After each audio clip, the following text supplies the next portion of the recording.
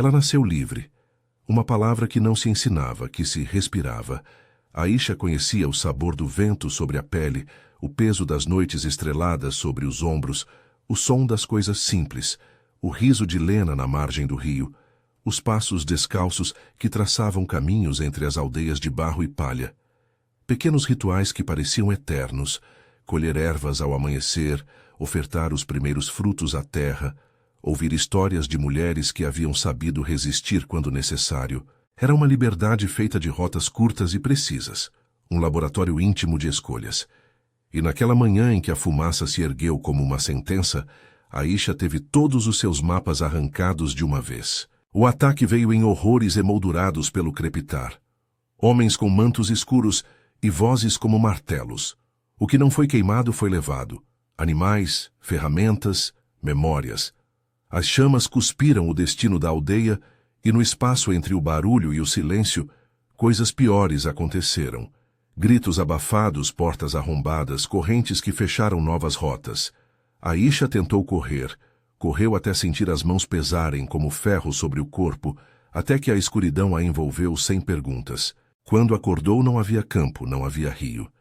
Havia um portão imenso, sob o qual a luz entrava cortada por grades. Havia olhares que contavam histórias de propriedade. Havia um nome que nunca mais soaria igual: escrava. O espaço que restou entre o que era e o que se tornou se encheu naquele instante de uma promessa. Um fio fino, mas resistente, que se prendia à alma. Vingança. Não uma palavra solta em vento, mas algo que crescia enquanto ela observava. Ela guardou a promessa, como quem segura uma pedra quente no bolsos, para lembrar que não se esqueceria. O senhor daquela propriedade assinava-se em ouro e cavalos, Valérios. E Valérios não só comprava corpos, comprava impunidade. Seus sorrisos chegavam lentejoulas de desprezo. Suas festas eram mapas de poder. A propriedade era dividida em pequenas ilhas de quem tinha e quem não tinha. Casas de pedra com tapestries que não conheciam pó. Estufas onde Silas cultivava flores raras e vaidade. Salões onde Lysander traçava alianças e bordava impérios. Cada barão mantinha um canto, uma coleção de vícios, uma fraqueza óbvia para quem pudesse ver além das joias. No celeiro onde Aisha foi confinada, as vozes das outras mulheres foram a primeira resistência organizada. Maria costurava com dedos que pareciam mapas. Helena lavava utensílios e falava pouco, mas olhava demais. Sofia cantava baixinho e inventava finais que ninguém mais ousava dizer em voz alta. Havia Lena, sempre Lena, que oferecia chá de folhas amargas e sorrisos velhos como a terra. Lena foi o primeiro elo que Aisha perdeu. Uma noite, depois de um confronto silencioso com o capataz, Lena não voltou à sua esteira. Foram dias de culpa e de rumor. Doente, diziam uns. Punida, sussurravam outros. Aisha encontrou apenas a forma vazia de Lena, e junto com ela, o precipício em que a promessa se converteu em juramento. Não foi um grito, foi uma articulação fria. Eu vou devolver tudo o que tiraram. O abuso que a reduziu à escrava ficou como uma sombra que não precisava de detalhes para ser conhecida. Não houve descrição sensual. Houve violência e depois o vazio que ela causou no corpo e na alma. A narrativa não dá prazer ao horror. Ela registra a transformação. A dor, a vergonha, o medo, tudo se compôs então em disciplina. Aisha aprendeu a transformar o que a violara em astúcia. Observava. Anotava rotinas. Segurava memórias como se fossem cartas importantes. Cada segundo no linha de serviços tinha o valor de um espinho que podia um dia servir de lança. Os barões podiam não saber, mas tinham vícios claros, Valérios pelo luxo e pelas noites que repetiam si mesmas, Silas pela admiração que recebia diante de suas flores e jardins visionários, Cael pela caça e pelo ímpeto juvenil que lhe dava os risos fáceis, Theron pela rede de espiões e pelos cochichos que encomendava, Lysander pelo cálculo, sempre um passo à frente, sempre com mão na balança de todos os acordos. Aisha começou a costurar o vulto dessas fraquezas em tranças de resistência. Havia horas certas em que guardas passavam trôpegos. havia cantos menos vigiados, havia, sobretudo, uma confiança comprada pelo poder que Aisha sabia disfarçar com um olhar submisso. Os primeiros dias foram feitos de pequenas vigilâncias. Ela memorizou portas que rangiam apenas quando o vento vinha do leste. Aprendeu que Silas cheirava sempre a verbena e que guardava na estufa uma caixa com desenhos que só ele achava íntimos. Descobriu que Valérios bebia café negro antes das cerimônias e que gostava de fechar a noite lendo cartas de amantes que assinavam com iniciais. Descobriu num canto que Cael era previsível nas trilhas de caça. Um jovem com pressa, um homem que não sabia pensar além do próximo som do cão. Cada ponto fraco formava um mapa que poderia, no futuro, virar atalho. Houve 3 preparações que a definiram: o aprendizado com a curandeira da propriedade, a amizade com o guarda chamado Gael e o encontro com o diário que dizia o que nenhum homem com medalhas queria ver estampado. A curandeira era uma mulher que cheirava a folhas e história. Não era chamada por título de respeito público. Era alguém que tinha passado sua vida entre remédios e rituais antigos.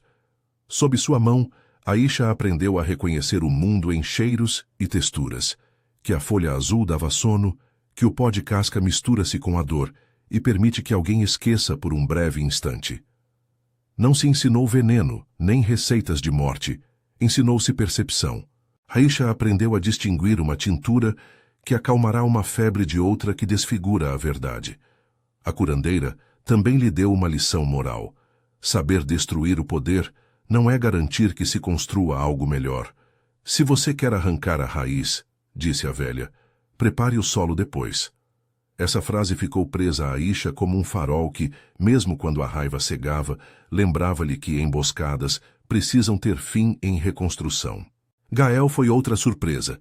Um jovem guarda com mais vergonha do que convicção. Olhos que não se arregalavam diante do sofrimento, mas que reconheciam nele um eco. Ele não era um traidor da causa da humanidade. Era um homem que se desdobrava entre ordens e incômodos. Aisha percebeu que, sob a armadura, havia dúvidas. Falou com ele nos intervalos de trabalho, deixou que as palavras se tornassem pequenas missivas de confiança. Não seduziu. Aproximou. Gael trouxe para ela notícias que os corredores não cantavam. Quem chegara, quem saíra, quando os cavaleiros vigiavam menos um portão. Em troca, Aisha lhe deu um pedaço de humanidade que o impelia a arriscar o primeiro gesto. Uma troca de informação por um gesto de cuidado. Ele limpou uma ferida sua com mãos trêmulas e naquele pequeno cuidado, Aisha viu o preço de se confiar. Um homem com rosto mole que poderia tanto trair como morrer por admitir a verdade. O terceiro elemento foi o diário, rumorado, então encontrado, como se pudesse ter vida própria. Estava escondido em um arquivo do contador de Valérios, entre recibos e cartas, um caderno encapado a couro que cheirava a tinta velha. As mãos que liram o diário descobriram com frio que aquilo não era um documento de dívidas, mas um mapa de corpos. Nomes riscados, números, destinos. Não era apenas comércio de bens, era comércio de pessoas. Cada linha do diário costurava uma rede que ligava a propriedade a portos e rotas longínquas. Havia notas sobre barganhas, sobre quem voltava e quem não voltava, sobre pagamentos que passavam por intermediários com títulos nobres. A leitura foi como ver uma ferida transformar-se em mapa. Antes era coisa vaga, agora tinha endereço, justificativa, nomes. Foi aí, naquelas páginas, que a vingança de Aisha mudou de gesto pessoal para missão. Com o diário em mãos, ela pôde ver além dos rostos dos barões. A engrenagem que permitia que Lysander assentasse-se sempre por cima, que Theron coordenasse os olhares alheios, que Valérios comprasse impunidade. A vingança, então, deixou de ser apenas o retorno do que fora tirado. Tornou-se intenção de desmontar um sistema que lucrava com o silêncio. Se eu não os fizer cair, pensou Aisha uma noite, agarrando o diário no escuro, eles continuarão a fabricar concussões de dor. As palavras não eram retórica, eram planejamento. Os dias passaram e a contagem começou. Aisha precisava de ritmo para transformar a ira em ação, e o tempo era uma medida que, por ser limitada, forçava escolhas. O título que circulava nas conversas das cozinhas, 7 dias, não era só boato, tinha se tornado um eco que sugeria urgência. Como meridiano em mar revolto, o número 7 começou a delinear etapas na mente de Aisha. 3 dias de observação intensa, 3 de ataques calculados, um final que traria a maior consequência. Não que ela acreditasse em números sagrados, acreditava isso sim, na necessidade de que seus atos tivessem um ritmo rápido o suficiente para criar paranoia entre os barões e lento o bastante para não se perder em precipitações. A primeira noite de ação foi planejada com uma frieza que surpreendeu até a própria Dura, que havia deixado crescer no peito. Valérius era o mais visível. Sua ausência na primeira noite causaria repercussão imediata. Ela e Gael escolheram a madrugada, quando o corpo dorme e as defesas descem. A curandeira providenciou uma tisana calmante, que deixaria os guardas com reflexos lentos. E Aisha levou consigo um pequeno objeto. Não uma arma grande, mas algo que servia para tornar claro o que estava por vir. Não se tratava de ferir por ferir. Tratava-se de marcar. Eles iriam, naquela noite, privar Valérius do que ele usava para subjugar, não detalhar-se-iam os meios, porque a linguagem do presente não serve ao prazer do horror, mas a mensagem precisava ser entregue sem ambiguidades. A entrada foi como todas as entradas que uma pessoa com ódio aprende. Silenciosa, concentrada, carregada de memória. Na galeria onde o lume piscava, Aisha movia-se como sombra conhecida de si mesma. O chalé do barão cheirava a tabaco caro e a papéis que não sabiam de sangue. Valérius dormia com a barriga cheia e a consciência vazia. A sua confiança foi o primeiro elemento que ruiu. O gesto de Aisha não foi teatral. Foi preciso, ritualístico, como quem corta um enlace que não mais serve. Ao acordar, Valérius não encontrou apenas a humilhação de ter sido invadido. Encontrou a prova de que aqueles que ele considerava intocáveis poderiam ser tocados de volta. Ele foi, na manhã seguinte, despojado de algo essencial à sua tirania. A palavra que passou de boca em boca foi a de que Valérius havia sido castrado. Não era o momento de sensacionalizar o ato. Era o momento de entender as consequências. A notícia correu como pólvora. O barão levantou-se e não se reconheceu. A mesa que ele presidia foi ocupada por inquietação. Os criados cochicharam. Os aliados olharam para as portas. Lysander estreitou os olhos. A ação de Aisha atingira não só o corpo do homem, mas a arquitetura de medo que ele construíra. Em alguns lugares, as pessoas disseram que era monstruosidade. Em outros, justiça inadiável. Aisha, ao longo da manhã, não celebrou. Sentou-se junto ao rio, olhando a água levar e trazer folhas, pensando no que vira na face de Valérius. Uma criatura humana despida do seu trono de medo, mais vulnerável que nunca. O preço de tal eficácia, ela sabia, vinha com ecos. Não apenas a libertação de uma voz, mas o aumento da fúria de todos aqueles que acreditavam poder mandar. A partir desse ponto, o território mudou. Valérius não era mais apenas um homem ferido, era um estopim. Os barões começaram a falar em reunir homens, em vigílias. Lysander enviou mensageiros. Theron pôs seus olhos em ação. Caçadores foram contratados para perseguir qualquer sinal de rebelião. Havia um perigo novo que se instaurava, a reação coordenada daqueles que tinham tudo a perder. Aisha sentiu o peso disso com a clareza de quem vê um incêndio acender-se a partir de uma brasa. Ela sabia que o primeiro ato resolvera algo, mas criara também uma resposta que poderia varrer toda a aldeia. Movimentos precisavam ser feitos rapidamente. Aisha e Gael trabalharam para fazer o ataque parecer obra de um indivíduo desesperado e não de uma conspiração maior. Eles plantaram falsas pistas, deslocaram a atenção de modo que os barões julgassem um inimigo solitário. Ao mesmo tempo, Aisha continuou a explorar o diário. Havia ainda linhas não lidas que mostravam rotas de embarque e nomes de cúmplices, que acreditavam serem invisíveis. A rede de Valérius era extensa. Derrubá-la exigia mais do que um punhado de ações simbólicas. Tornou-se uma corrida contra o tempo. 5 alvos em 7 dias. Era uma matemática perversa, mas a contabilidade da vingança exigia números, procedimentos, sequências. O segundo dia passou com uma tensão que parecia mastigar as bordas das conversas no pátio. Silas começou a notar coisas fora de lugar em sua estufa, mudas trocadas, desenhos rasgados. Aisha plantou ali uma mensagem, não um símbolo de morte, mas algo que empalidecia a vaidade de Silas. Ela deixou no centro das flores uma representação daquilo que ele mais prezava, transmudada em acusação. Não foi um ato destinado a ferir. Foi um gesto para mostrar que a ordem dele podia ser invertida. Homens começaram a sonhar acordados com medo de perderem aquilo que julgavam essencial. E assim, passo a passo, a inquietação cresceu. Entre os trabalhos de observação, surgiram momentos pequenos, quase cotidianos, que contaram muito sobre a transformação de Aisha. Uma noite, sentada na cozinha de serviço, ela ouviu os relatos de Maria sobre a filha que quase fora vendida e recuperada. Helena confessou o medo que carregara por anos. Sofia cantou um verso que, por algum motivo, Aisha guardou. Quando se retira o mar, aparecem os navios. Aquelas vozes formaram a matéria bruta de que seria feita a liderança de Aisha. Ela não era só vingativa, era, aos poucos, alguém que articulava um projeto de libertação. Isso não apaziguava sua raiva, mas a colocava em direção útil. Havia, entretanto, sinais claros de que os barões reagiriam com ferocidade. Theron enviou um espião que quase descobriu o esconderijo de Gael. Um caçador quase o seguiu numa trilha onde Aisha pisou com cuidado.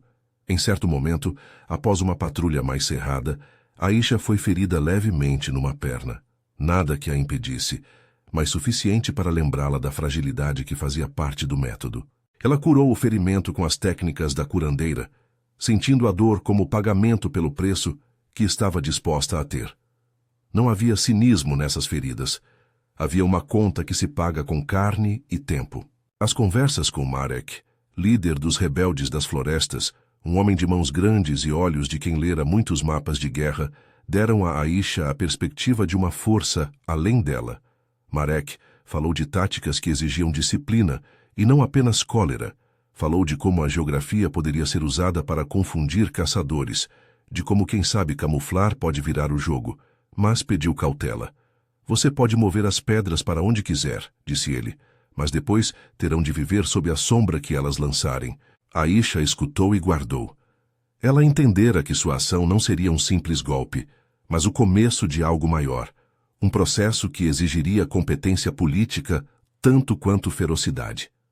O terceiro dia levou a uma sequência de pequenos triunfos. Cartas interceptadas, guardas que mudaram turno porque alguém os adoeceu com chá enjoado. Nada explícito, nada dirigido a matar. Perturbos de rotina que deixavam a casa dos barões à mercê da dúvida. Os boatos multiplicavam-se. Em um jantar onde Lysander fazia questão de demonstrar controle, servos tropeçaram, sopas esfriaram. Silas encontrou suas orquídeas marcadas, cada pétala mostrando a cifra de sua vaidade. Cais, o caçador, encontrou sinais de que alguém havia seguido suas trilhas e marcado seus cães. Aisha, cada vez mais, via a paranoia crescer entre os senhores como outro tipo de vitória. Eles eram, finalmente, obrigados a olhar por cima do ombro. Entre um ato e outro, ela revisitava Lena no pensamento. A risada, a xícara de café ralo, as mãos que trançavam o cabelo de Aisha quando a noite vinha.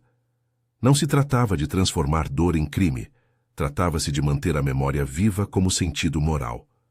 Não é por mim, Aisha dizia para si mesma em poucas palavras. É por todas. E quando numa noite sussurrou o nome Lena ao escuro, houve em sua voz menos raiva que compromisso. Eu devolvo, ela disse, o que não deviam ter tirado. O quarto dia era o ponto de inflexão. Já havia pequenos resultados, já havia medo, já havia sinais de que os barões não dormiam. A presença de caçadores nas trilhas aumentara. A casa de Valérios instalará vigílias noturnas. Aisha sabia que precisava escalonar suas ações. Pequenas humilhações psicológicas que corroessem as bases de seus inimigos. Mas também precisava provar ao resto das escravas que havia caminho possível. Em uma conversa franca com Maria, Helena e Sofia, ela falou não de arrancos de raiva, mas de estratégias de proteção e de fuga a longo prazo. Havia planos de como ocultar o diário, como multiplicar sua leitura sem que Lysander soubesse. Havia espaço para reconstrução dentro do próprio plano de derrubada. Foi na noite que abriu o 5º dia que algo novo aconteceu. As sentinelas encontraram sinais claros de uma emboscada que não culminara em morte, mas que havia desorganizado uma patrulha inteira. Valérius teve sua carruagem atravessada por pneus cortados, gesto de sabotagem que o atingia simbolicamente. Era como se alguém lhe provasse que não poderia mais dominar o movimento das coisas. As conversas tornaram-se mais graves. Nomes que antes sorríamos foram mencionados em tom de acusação.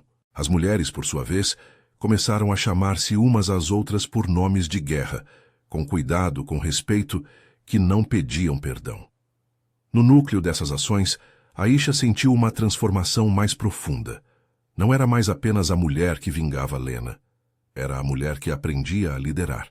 Suas decisões passaram a considerar custos e benefícios, possíveis aliados e riscos de retaliação. Tornou-se comum vê-la à beira do rio, olhando a água passar e traduzindo o movimento em possibilidade estratégica. Em suas observações, ela percebia que a vitória podia ser medida também em pequenas vitórias de dignidade. Um guarda que se recusava a castigar uma serva, uma criança que deixou de temer ao ver alguém falar contra um barão. A companhia da curandeira, os conselhos de Marek e a cumplicidade de Gael formaram o núcleo daquilo que viria a ser uma liderança forjada sob fogo. A contagem continuava. Quase sem que percebesse, Aisha estava na metade da semana. Os 7 dias tornavam-se um relógio com ponteiros implacáveis. Os riscos aumentavam. Teron demonstrara capacidade de coordenação e começara a puxar recursos. Lysander enviara homens. E Gael parecia cada vez mais furioso com as perdas que sentia no seu orgulho de caçador. Era inevitável. O sistema reagiria. E ainda assim, o plano avançava. Cada gesto provocava uma resposta que, por sua vez, oferecia nova informação. No alvorecer do 6º dia, uma coisa clara residia em todas as bocas. Aquilo não era um acaso, e Aisha já não tinha volta. As cartas foram lançadas. Havia ao seu redor um ar de expectativa quase sacramental, como se a própria terra reconhecesse a proximidade de algo definitivo.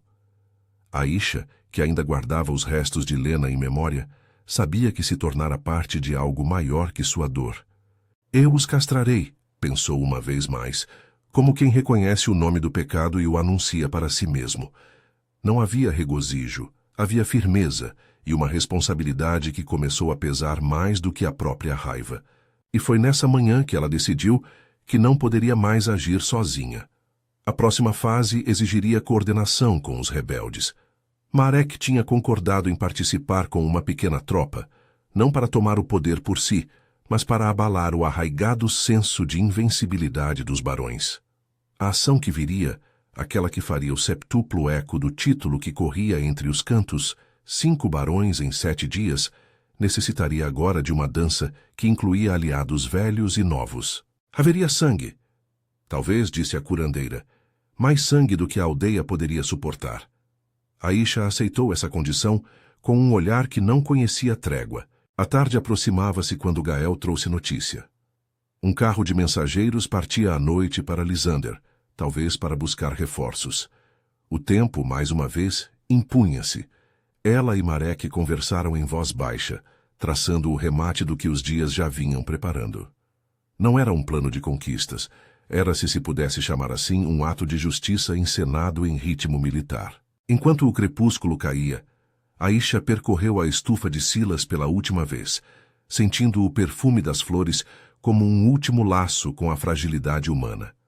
Pensou em Lena, em Maria, em Helena, em Sofia. Pensou nas linhas do diário que haviam desvelado o comércio de corpos e que agora tinham de ser usadas como prova e como arma. A contagem regressiva apontava para a noite seguinte. O 7º dia prometia decidir muito do que viria depois. E nessa promessa havia também a certeza de que o preço a pagar seria alto. Ela respirou fundo, Pegou o diário guardado em um bolso secreto, olhou para Gael e Marek, e quando a lua surgiu, pareceu que todo o mundo prendia a respiração, aguardando o gatilho que mudaria a ordem das coisas. Aisha segurou o diário com as duas mãos, como se ele fosse uma âncora, e ao mesmo tempo, uma vela que poderia queimar tudo. Não lhe passava pela cabeça a imagem de retornar àquele dia em que Lena sorrira ao ver nas mãos de Aisha uma flor arrancada para dividir. Em silêncio, repetiu para si o único nome que jamais deveria apagar: Lena. A palavra era um cominho que a guiava. Aisha, esse era o nome que ela escolhera para si nas horas de silêncio. Deixou que o som servisse de lembrete. Não era ódio por ódio, era justiça que precisava de formas. Os dias dali em diante fecharam-se em ritmo militar. O quarto dia já havia trazido sinais de desordem.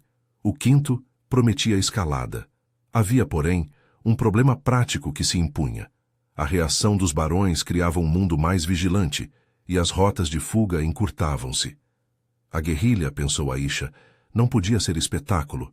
Precisava ser cirúrgica no sentido de objetivo, brutal no sentido simbólico. Ela não queria criar monstros. Queria tirar-lhes o que servia para torná-los monstros. Na manhã do quarto dia, Aisha e Marek trabalharam num mapa desenhado sobre madeira velha. Linhas traçavam trilhas de caça, celeiros auxiliares, atalhos por entre os bambuzais e os pontos cegos das vigias. Marek falou baixo, com a propriedade de quem já vira dezenas de embates transformarem-se em poeira. Temos vantagem na geografia, disse ele. Eles não sabem mover-se nas sombras como nós. Teron é dependente das rotas, das mensagens, de sua rede. Se cortarmos a comunicação, o pânico fará o resto. Aisha apontou para um ponto. A torre de vigia onde os olhares de Teron se apoiavam. E se a torre cair, sem que se entenda por quê? Murmurou ela. Preparação foi palavra de ordem. Gael ajudou a recolher mantimentos pequenos. Maria, Helena e Sofia ensaiaram papéis de apoio. Criar distrações, espalhar boatos, manipular as rotinas na cozinha para abrir janelas de oportunidade. A curandeira, que Aisha agora chamava de Naya, cobriu feridas antigas e deu remédios para que a fadiga não corroesse os corpos. Cada personagem encontrava um lugar no quebra-cabeça. Gael, por sua coragem branda, Marek, por sua experiência tática, as mulheres por seus conhecimentos e pela história diária que detinham. Aisha sentou-se à beira do rio na véspera do ataque a Teron e falou para si quase em primeira pessoa.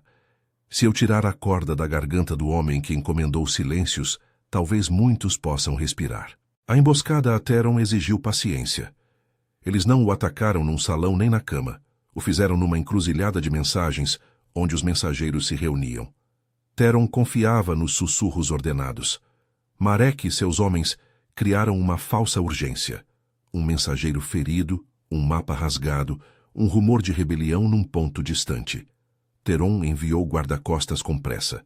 Aisha e seu pequeno grupo, posicionados na margem da estrada coberta de folhas, viram o comboio aproximar-se. Não houve glorificação no embate. Apenas execução precisa do objetivo. Privá-lo de sua principal arma de dominação, a rede de informações que amordaçava cidades inteiras. O que fizeram, nelas mesmas, foi simbólico e contundente. Teron acordou no dia seguinte sem a possibilidade de voltar a comandar seus olhos e ouvidos como antes. Acostumado à vigilância que comprava, descobriu que o que ele chamava de visão havia sido arrancado. As palavras que circularam foram duras e contraditórias. Para alguns fora um ato monstruoso. Para outros, um sacrifício necessário para cortar os nós de sua teia. Aisha sentiu no peito a mesma mistura de alívio e silêncio que sentira ao ver Valérios despido de sua imponência. Novamente não houve regozijo público. Houvera, sim, a constatação de que a máquina de medo começava a perder peças. Se Teron fora atingido na sua infraestrutura de domínio, Kael pedira um tipo de confronto mais direto. Nos primeiros dias, ele fora apenas ferido no duplo, humilhado nas trilhas de caça, provocado por cães que retornavam sem glória. Mas Aisha sabia que o impulso de Kael não era apenas orgulhoso. Era um pilar de impulso para todo o grupo. Um jovem, quiçá, ainda acreditando que a força física o tornava senhor. Assim, a noite em que Kael enfrentou Aisha foi uma noite de clareira e memória. Aisha o esperou naquela clareira, onde outrora aprendera a costurar as redes com lena. O vento trazia cheiro de pinho e lembrança de passos antigos. Em vez de uma batalha desequilibrada, houve diálogo cortante. Kael não reconheceu de início a mulher à sua frente. Ele moveu-se para atacar, como fizera tantas vezes na caça. Aisha não resistiu a ser apenas vítima. Ela usou a astúcia que aprendera. Um confronto físico houve sim, mas também houve exposição de suas falhas. Rastros plantados, corredores distrativos, o ritual que o envergonharia. Quando Kael se viu perdendo aquilo que usava como identidade, o ar de caçador absoluto, a humilhação foi quase tão eficaz quanto as ações anteriores. A notícia correu nas mesas como novidade. Kael fora despojado de seu cetro de caça, e com isso, a aura que sustentava outros homens começou a esvair-se.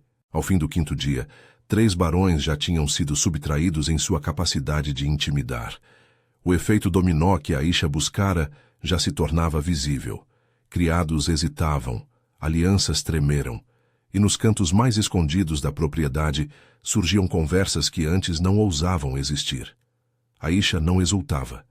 Em seu rosto havia a fadiga de quem vira olhos derramarem lágrimas tanto de alívio quanto de culpa. Ela lembrava das palavras de Naya. Preparar o solo depois de arrancar a raiz. Preparar o solo significava agora cuidar daqueles que haviam padecido sob os barões, garantir segurança mínima para que o novo não fosse só o triunfo de um dia, mas o começo de algo durável. Foi na calada do 6º dia que a intensidade mudou de escala. Lysander não era apenas um dos barões. Ele era a cabeça por trás dos balanços, o homem que convertia medo em ouro, que costurava favores e distribuía penas. As muitas cartas que exibira com pompa agora pareciam mapas de suas próprias ruínas. Para chegar a Lysander era preciso mais que astúcia. Era preciso coragem e uma articulação que envolvesse a população que ele mantivera sob rédea curta. Aisha reuniu-se com os rebeldes numa clareira alta. Marek trouxe mapas. Gael tinha informação de patrulhas. Maria e Helena organizaram redes de apoio dentro da propriedade. Aisha, então, fez algo que até para ela era novo. Escreveu uma lista de objetivos para o dia final. Não eram meras vinganças, eram passos para desmantelar o tráfico que o diário revelara. Lysander é o último laço, disse ela, e a voz soou como comando e oração. A infiltração no 7º dia teve camadas. Primeiro, precisão. As sentinelas foram desviadas com rituais pequenos, fogueiras acesas longe, gado solto em rotas alternativas, um incêndio controlado em um celeiro que obrigou homens a sair em manada. Essas distrações abriam pastas para os mais capazes. Em segundo lugar, o elemento político. Era preciso mostrar provas do que o diário dizia. Já não bastava punir o opressor. Era necessário que a população visse os laços e os contratos que mantiveram o comércio de pessoas. Aisha sabia que uma ação sem clareza poderia ser tomada como crime. Uma ação com provas poderia abrir portas para a reconstrução. Eles entraram no coração do domínio de Lysander, numa noite opaca, com chuva fina que mascarava pegadas. Era quase como se a terra ajudasse a cobrir aquilo que a coragem ousava fazer. A dupla Aisha-Marek liderou o grupo que havia de ir ao interior do pavilhão principal. Gael e seus companheiros ocuparam pontos-chave para bloquear rotas. Aisha lembrava-se das inúmeras horas gastas estudando as rotinas de Lysander, seus horários de refeições, a hora em que lia a correspondência com mais calma, o lugar onde guardava as chaves. Cada detalhe cedo ou tarde a serviria. Eles moviam-se como sombras sincronizadas, sem alarde. Em um corredor de tapeçarias, encontraram um gabinete recheado de selos e recibos que atestavam transações. Numa gaveta, o diário original de Lysander, o irmão do diário que Aisha encontrara, configurava mais evidente do que nunca a magnitude de sua participação no comércio de pessoas. O confronto final com Lysander não foi simples teatro de força. Ele esperava que o medo o protegesse, mas não esperava que aqueles a quem ele chamara de menos ousassem organizar uma ação com método. Lysander tentou negociar, fez promessas, tentou subornar com riquezas e promessas de impunidade futura. Aisha ouviu sua voz com a mesma atenção com que ouvira o sussurro do rio. Era a voz de homem que acreditava, até o fim, que o poder compra reputações e redime culpas. Você nos chama de ladrões, disse Aisha com calma. E foi o Senhor que vendeu nossos nomes por moedas que apodreceram. Não houve drama final com armas berrantes. Houve sequência de ações deliberadas que o privaram de seus instrumentos. Não apenas a posse física de símbolos, mas o acesso às chaves de seus cofres, as rotas de saída, as alianças que o sustentavam. Numa sessão que se tornou público por design, Aisha insistiu que Lysander olhasse nos olhos daqueles que havia vendido. As provas do diário foram abertas aos presentes. A justiça naquela noite deixou de ser apenas retaliação pessoal e passou a ser catártica coletiva.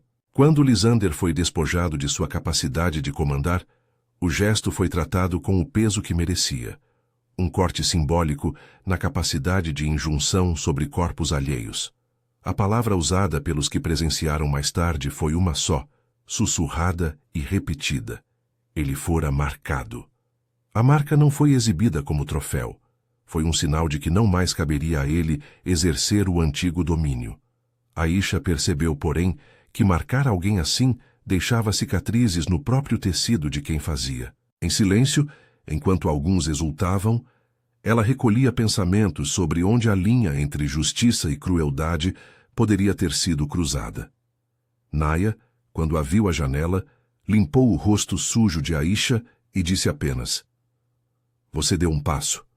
Ainda há muitos passos a dar. E esses são de construção." Não tardou para que as notícias atravessassem as estradas. Em 7 dias, 5 barões perderam aquilo que usavam para dominar. Algumas pessoas, em vilas distantes, celebraram. Outras viram nas ações sinais de perigo, rompantes que poderiam fazer a terra tremer. Aisha sabia que o mundo não mudaria por si só, porque um punhado de homens fora destituído. O mais difícil não era derrubar tiranos, era erguer algo que substituísse suas tiranias. A tomada da propriedade, então, transformou-se em processo de libertação. Libertar foi verbo que exigiu cuidado. Havia pessoas com feridas, memórias que pesavam e uma rede de rotas que era preciso desmantelar sem que mais vidas fossem perdidas. Aisha e sua gente abriram os livros de contabilidade, espalharam o diário inteiro pelas mãos de quem pudesse guardar provas e convocaram velhos conhecidos e parentes para testemunhar. Em praça pública, onde Lysander pregara decretos que forjavam servidão, foram lidos pela primeira vez os nomes das pessoas desaparecidas e os contratos que provavam as transações. Era verdade que muitos choraram. Era verdade que tomar a autoridade significava também assumir responsabilidades que antes pertenciam a quem governara. Aisha sentiu o peso dessa transferência como se transferissem também as dívidas. A discussão então passou a ser de reconstrução. Naya propôs um primeiro gesto prático: transformar a estufa de Silas, antes ornamento de vaidade, em hortas comunitárias de onde mulheres e homens pudessem tirar remédio e alimento. Maria ofereceu-se para criar um registro de genealogias, para que ninguém mais vendesse parentes por dívidas forjadas. Gael, com o ardor juvenil ainda em seus olhos, mas temperado pela experiência, pediu que fossem treinados guardas novos, mas não para calar, e sim para proteger.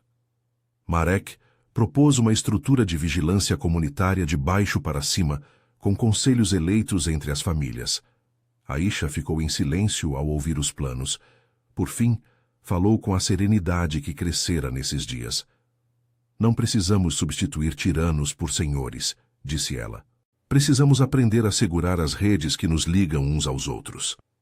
Nos meses seguintes, a vida reedificou-se como quem remenda uma rede de pesca.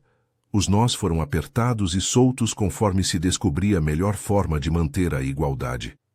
A escola improvisada que abriram no salão de Lysander veio a ser um símbolo. Ali, crianças e adultos ouviam leituras não de decretos, mas de histórias sobre direitos, sobre como reconhecer contratos falsos e sobre a memória daqueles que haviam sido vendidos. O monumento que Aisha mandou erguer não foi um troféu de sangue. Foi, em sua concepção, uma pedra com os nomes daqueles que não voltaram, um convite à lembrança permanente. Numa cerimônia simples, Maria, Helena e Sofia depositaram flores que Silas antes cultivara para seu orgulho. A homenagem não exorcizou a dor, mas a transformou em memória pública. Houve disputas. Nem todos concordaram com cada decisão do novo conselho. Alguns moradores antigos temeram que a remoção dos barões trouxesse insegurança econômica. Era verdade que o comércio havia sido uma engrenagem cruel, que, por paradoxal, movimentava certas atividades. Aisha enfrentou debates que lhe exigiram não só coragem, mas argumentação.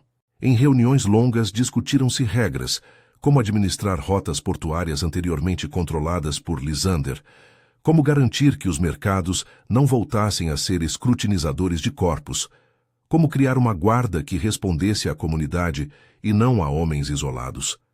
Ela presidiu algumas sessões, em outras preferiu ouvir. Às vezes, quando as vozes subiam, lembrava-se do som do rio e respirava devagar. A vingança nos deu abertura, dizia ela. A justiça precisa de leis que nunca permitam que o sangue apenas troque de mãos. Aisha também lidou com a culpa, esse animal que a seguia. À noite, quando a casa quietava, vinham sonhos, não de homens caídos, mas de Lena e das mulheres que sofreram. Fiz o que podia, murmurava para si, e havia verdade nisso. Ainda assim, ela sentia um frio que ninguém via. A sensação de que a retaliação, ainda que justificada, deixava marcas que passariam de geração em geração se não fossem enfrentadas com transparência. Naya ensinou-a a transformar essa repetição em cuidado. Quando cortar uma planta de raiz, plante outra no espaço, dizia ela, e Aisha tomou a lição como projeto de vida. Houve, claro, resistência. Alguns aliados antigos dos barões tentaram rearticular redes clandestinas. Aisha e Marek organizaram patrulhas comunitárias que interceptavam negócios suspeitos e encaminhavam provas às novas instâncias. Em uma dessas interceptações, Gael arriscou a vida protegendo uma mulher que antes havia sido vendida. Sua coragem lhe reabriu o coração para a compaixão. Em reconhecimento, o conselho o convidou a assumir uma posição de liderança na segurança, não para mandar, mas para ser guardião de protocolos que priorizassem direitos. Os debates sobre a natureza da justiça foram constantes e públicos. Em uma sessão solene no pátio central, Aisha confrontou perguntas que pareciam vir de todas as bocas. Até onde a retaliação é permitida? Quando a justiça se torna substituta da violência? Ela respondeu sem rodeios. Não sou juíza perpétua. Sou parte de um processo que deve criar estruturas. Ainda que o ato do qual participei tenha sido duro, não foi apenas para fazer sofrer. Foi para desarticular um mecanismo que lucrava com o corpo humano. Mas admito, a violência deixa cicatriz. A questão é, quem costura essa cicatriz? Suas palavras encontraram ouvidos atentos e também rostos contritos. Alguns meses depois, Aisha caminhou pelo novo mercado, onde o volante de tecidos atrás de barracas era agora decidido por assembleias. Crianças corriam por entre estandes, um velho sacerdote servia pão. Mulheres vendiam ervas que Naya ajudara a cultivar. Ao olhar para o busto simples erguido em memória, Aisha recitou de boca fechada o nome de Lena. A dor vivia ali, mas agora tinha endereço. Havia ainda procedimentos a criar, tribunais de apelação, códigos de comércio que exigiam a assinatura de testemunhas e a memória de que era preciso manter um olho permanente sobre qualquer retorno das velhas práticas. Em noites mais longas, Aisha ainda era visitada por dúvidas. Era inevitável. Ela sonhava com as vozes dos barões, não mais como inimigos a derrubar, mas como consequência de um sistema. E então, numa dessas madrugadas, escreveu uma carta para si. Não somos vingadores eternos, somos jardineiros. Guardou a carta no bolso do vestido e, no dia seguinte, reuniu-se com Naya para projetar escolas de remissão e de ofício. Se plantarmos conhecimento, explicou ela para as mulheres, menos mãos serão vendidas por promessas de pão. 6 meses transformaram-se em 1 ano. A aldeia agora era outra coisa. A fisionomia do lugar mudou por causa dos nomes que voltaram a circular nas feiras. Alguns antigos criados assumiram papéis de liderança. Maria vinha a ser coordenadora de um pequeno ofício que registrava as histórias. Helena ajudava a treinar guardas para que aprendessem a proteger e não a punir.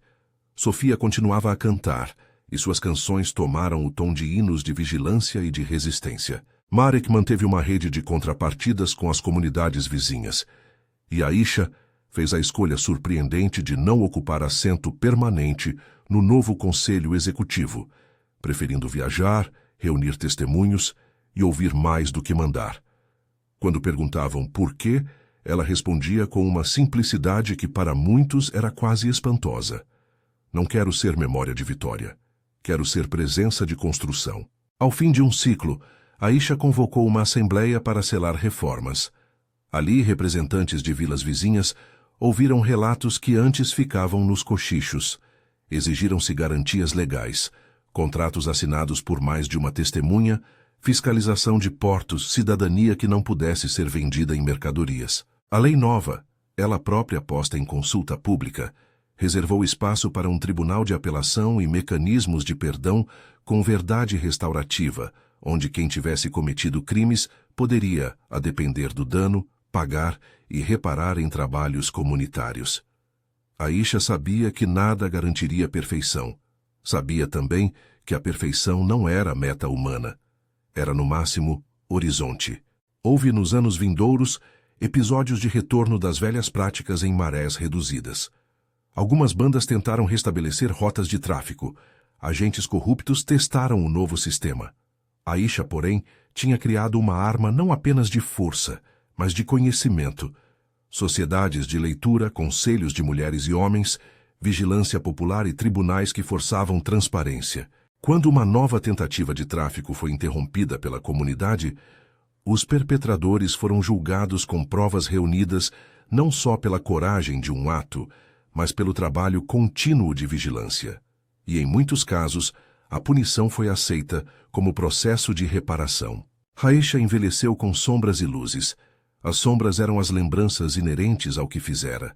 As luzes, as faces que ela via agora com menos medo. Em momentos de retiro, olhava para os corpos que atravessaram o mercado, para as mulheres que sentavam em rodas discussando as contas do dia, para as crianças que corriam sem o peso da marca do medo. Em certa tarde, a velha curandeira Naya sentou-se ao seu lado e fez uma pergunta que parecia simples. Se você pudesse voltar, faria diferente? Aisha ouviu a pergunta como se ela fosse faca e bálsamo ao mesmo tempo. Pensou nas noites de fome, nas mãos que tremeram. Pensou em Lena. Por fim respondeu com a mesma franqueza com que decidira os atos. Faria talvez o mesmo caminho até certo ponto, mas deixaria mais gente a costurar junto às pontes. Eu escolheria talvez menos desespero e mais convocação. Mas sei que, quando a escolha se apresentou, era faca na garganta ou continuar a ser comida. A história de Aisha tornou-se aos poucos lenda e manual. Lenda porque se contava em fogueiras com exageros. Havia quem dissesse que ela viera dos ancestrais e que os barões haviam sido punidos por espíritos. Manual porque, para muitos, era estudo de como articular revoltas, como proteger comunidades e como dar forma a um Estado cuja segurança fosse legitimada pelo povo. Aisha, enquanto isso, raramente apareceu como heroína de banco. Preferiu sempre assumir a imagem de quem cuidava. Nos anos seguintes, o monumento foi renovado algumas vezes. Uma placa nova foi acrescentada. Aqueles que não tiveram voz. Numa manhã chuvosa, Aisha, já com cabelos salpicados de branco, juntou mãos com Maria, Helena e Sofia diante do nome de Lena. Disseram pouco, choraram silenciosamente. A comunidade havia aprendido a nomear perdas e criar processos que as tornassem públicas. O diário que tanto inaugurara o processo de desvelamento tornou-se item de arquivo, preservado para que ninguém esquecesse os caminhos por onde a humanidade pode descambar. No fim, Aisha não quis que sua biografia fosse traduzida em glória. Preferiu que ficasse como lição ambígua, a de que a vingança pode abrir portas, mas que o que permanece é o trabalho de quem planta. Numa carta pública, agora arquivada, deixou palavras que viriam a ser citadas por muito tempo. Se reconstruirmos apenas com base no sangue, estaremos apenas trocando mãos. A verdadeira revolução é aprender a costurar instituições que tornem impossível o retorno do tráfico. A última cena que muitos citam sobre Aisha não é de confronto. É dela à beira do rio, observando as pequenas embarcações que cruzavam a água, levando gêneros e notícias. Ao lado dela, crianças brincavam e uma jovem curandeira passava ervas. Aisha tocou na superfície da água com os dedos, observou os círculos que se formaram e quase em voz baixa falou a si: tudo o que fizemos deixou rastros, que esses rastros sirvam para ensinar, não para inflamar. As feridas continuaram. Havia e sempre haveria cicatrizes, mas agora havia também lugares onde as cicatrizes eram mostradas como memória e não como troféu. A vingança, que iniciara como promessa íntima na garganta de uma mulher chamada Aisha, transformou-se em uma ponte que algumas vezes tremia, mas que existia. O preço fora alto, o legado complexo. Aisha fizera o que achara necessário no tempo em que foi necessário. E quando anos depois alguém perguntasse em praça pública se o que ela fizera fora justiça ou vingança, poucas palavras bastariam. Foi uma resposta a um sistema que negociava corpos como cartas. Não foi apenas para ferir, foi para impedir que outros sofressem o que sofreu Lena. Mas não podemos chamar de final aquilo que é começo. Justiça é estrada. No silêncio que sucede às grandes histórias, a comunidade criou rituais de lembrança. Um dia do ano em que se lia o diário em voz alta para que as cinzas do passado não fossem esquecidas. Uma escola que ensinava como ler contratos e identificar riscos. Um conselho que necessitava a aprovação popular para qualquer decisão que ameaçasse liberdades individuais. Aisha, ao morrer de velho, não em batalha, mas de causas naturais, teve um enterro simples e um movimento de pessoas que vieram lembrar que em sua vida houve gesto de coragem e gesto de construção. O monumento finalmente recebeu uma inscrição que não honrava apenas a ferida, mas o trabalho continuado. À memória e ao futuro, que a lembrança seja vigilância e cuidado. E assim, a história, que começara em fumaça e correria, cessou suas chamas para tornar-se semente. Comente justiça e vingança. Onde traçar a linha? Siga para mais histórias como esta.